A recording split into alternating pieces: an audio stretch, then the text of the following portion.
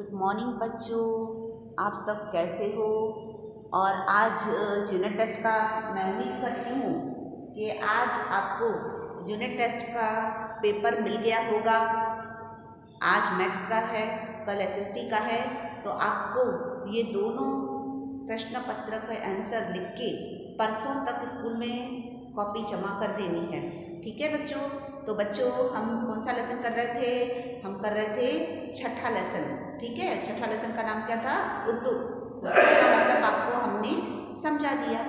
ठीक है, अब मैंने आपको पूरा चार्ट बना के बताया था, फिर भी मैं एक बार फिर से रिपीट करी। उर्दू का मतलब कोशिकाओं का समूह। ठीक है, अब इस उत्तक को पहले दो भागों में बांटा गया, विभज्योतक और स्थायी उत्तक।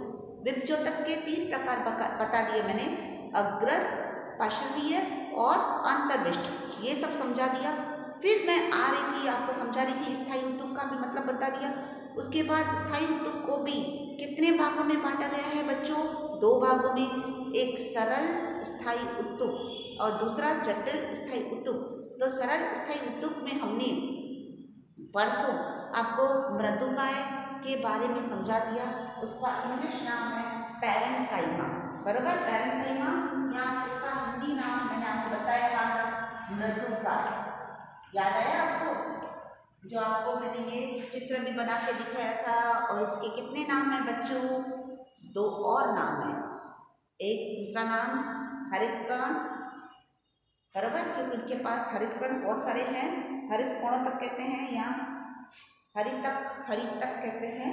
ठीक है, और दूसरे इनके पास हरित उत्तक कहते हैं, और इनके पास बहुत सारी पानी की एयर बैग्स जैसी होती हैं, तो इसलिए इनको पैरेन्काइमा भी कहते हैं। ये मैंने आपको बता दिया था, और मैं आपको उस दिन का ये चित्र भी बता दूं।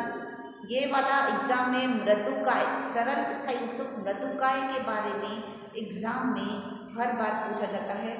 कैसे प्रश्न पूछा जाता है? और बच्चों इस बार का भी जो प्रश्न पत्र है ना, तो थोड़ा ट्रिकी है, तो थोड़ा समझ के करना। भले पहले आप देख लो एक बार, पर बिना देख, फिर बाद में बिना देखे करो, समझ के। कोई आसान पेपर नहीं आएगा, तुम लोग समझते हो आसान आ जाएगा, ऐसा नहीं आएगा।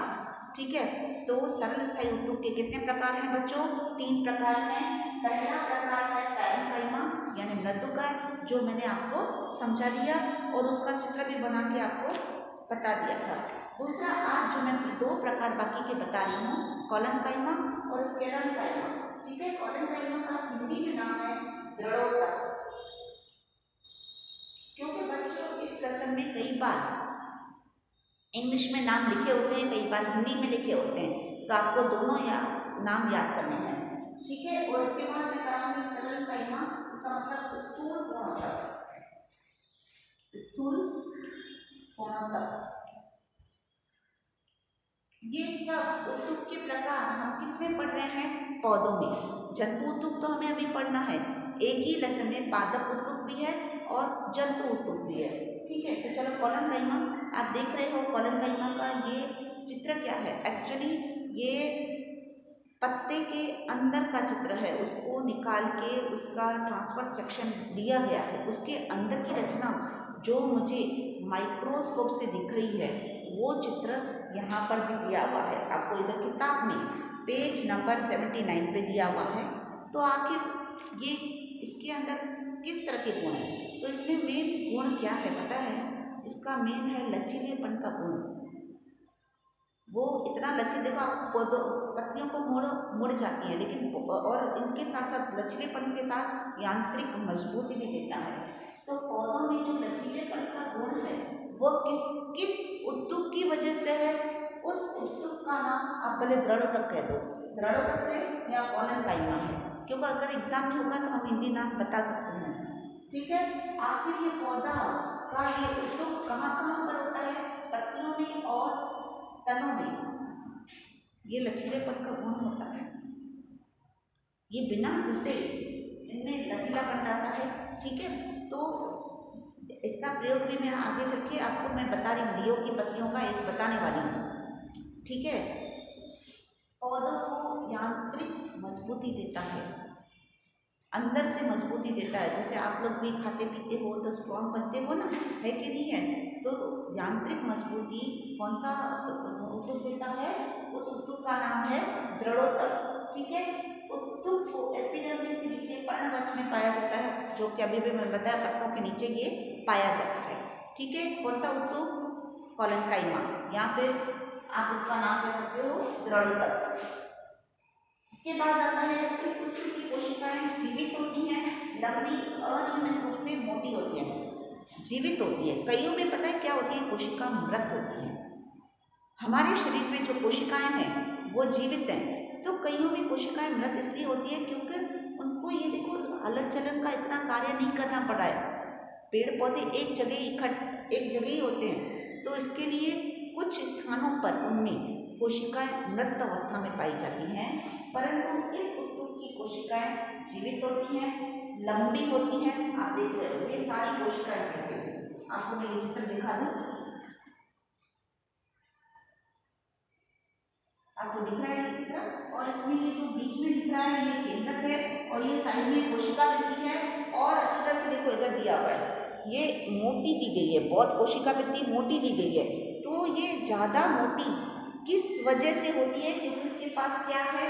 लिग्निन है। इसके पास भी लिग्निन है और स्क्लेरोकाइमा के पास भी लिग्निन है, क्योंकि जो कोशिका भित्ति होती है वो या तो सेलुलोज की बनी होती है या तो लिग्निन की बनी होती है। तो यहाँ पर भी इनकी जो भित्ति है वो मोटी है, इसके पास रस्तानिया है, केंद्रक है, सब चीजें होती है। जैसे एक कोशिका के अंदर होता है केंद्रक भी है, भित्ति भी है, रस्तानिया भी है। पर आपको मेन एग्जाम यही पूछा जाता है कि लचीलेपन का गुण किस में पाया जाता है? ये लचीलेपन का आप देखो मुड़ जाएगा, फिर से वो अपनी पोजीशन पे आया जाएगा। बहुत तोड़ोगे तब जाके टूटेगा, लेकिन ज़्यादातर उनमें लचीलेपन का गुण होता है। ऐसा नहीं कि आपने हाथ लगाया वो गिर जाएगी, ऐसा नहीं होता है। मजबूती भी होती है उनके पास। तो ये सब मजबूती, लचीलापन किस उत्तक की वजह से होता है? कोलेनकाइमा। ठीक है, तो आपको एग्जाम में कोलेनकाइमा कैसे पूछा जाता है? आपको पूछा जाता है कोलेनकाइमा के लक्षण बताओ, गुणधर्म बताओ। तब इसका मेन लक्षण कहोगे लचीलेपन का, दूसरा यांत्रिक मजबूती देता है, और तीसरा यह कहाँ पाया जाता है? पत्तियों और तनों में पाया जाता है। और इसके पास इनकी जो दीवारें होती हैं, कोशिका भित्ति मोटी होती है, किसकी वजह से? लिग्निन की वजह से। और उनकी जो कोशिकाएं हैं जीवित हैं, कईयों की कोशिकाएं मृत होती हैं, पर यहाँ पर कोशिकाएं कैसी हैं? जीवित हैं और लंबी हैं। चलो अभी हम और आगे बढ़ते हैं। ठीक है, ये किसका प्रकार पढ़ रहे हैं हम? सरल स्थायी उत्तक। तो सरल स्थायी उत्तक के हमने कितने प्रकार पढ़े हैं? 3। पहला प्रकार मैंने बता दिया, दृढ़ोत्तक हो गया। अभी मैंने कोलेनकाइमा भी बता दिया। अब मैं तीसरा प्रकार बता रही हूँ, उसका नाम है स्क्लेरेनकाइमा। स्क्लेरेनकाइमा, या आप उसको स्थूल कोणोत्तक कह सकते हो। यह भी पौधों को मजबूती देता है, कठोरता देता है। आपने देखा है नारियल का छिलका देखा है? नारियल को ऊपर का छिलका, रेशे युक्त जो छिलके होते हैं ना, ये कठोरता इसको कौन दे रहा है? फलों के जो ऊपरी भाग होते हैं वो कठोर होते हैं। तो ये सब किस उत्तक की वजह से होता है? ये सब उत्तक की कौन सी वजह से होता है? स्थूल कोणोत्तक की वजह से। इसकी वजह से अंदर का फल सुरक्षित रहता है। तो पौधों को में यांत्रिक मजबूती कौन देता है? ये भी मजबूती देता है, लेकिन सबसे ज्यादा जो मजबूती देता है वो कौन सा उत्तक है? स्क्लेरेनकाइमा। और नारियल के जो रेशे युक्त छिलके हैं वो किसके बने होते हैं? स्क्लेरेनकाइमा के बने होते हैं, और उनमें कोशिकाएं मृत होती हैं। देखो ये एग्जाम में बार बार पूछा जाता है। यह भी यांत्रिक मजबूती दे रहा है, यह भी यांत्रिक मजबूती दे रहा है, लेकिन इसकी जो कोशिकाएं हैं जीवित हैं, किसमें? दृढ़ोत्तक में, लेकिन मृत कोशिकाएं किसमें हैं? स्थूल कोणोत्तक में। तो ये याद रखना, यांत्रिक मजबूती दोनों दे रहे हैं, पर एक में कोशिकाएं जीवित हैं, एक में मृत हैं। और इनकी जो मैंने बताया वैसे के वैसे ही लक्षण, इनकी जो कोशिका भित्ति है मोटी है, और वो किसकी बनी होती है? लिग्निन की बनी होती है। आपको मैं इधर चित्र बताऊं, आप इधर दिया हुआ है स्क्लेरेनकाइमा का अनुप्रस्थ का, मैंने इसको काट के दिखाया हुआ है। इनकी जो बित्ती देखो कितनी मोटी है, और ये बित्ती लिग्निन की बनी होती है, और ये तना, पत्तियों में और फलों और बीजों, फलों में सब जगह होता है। किसके लिए? कठोरता प्रदान करने के लिए।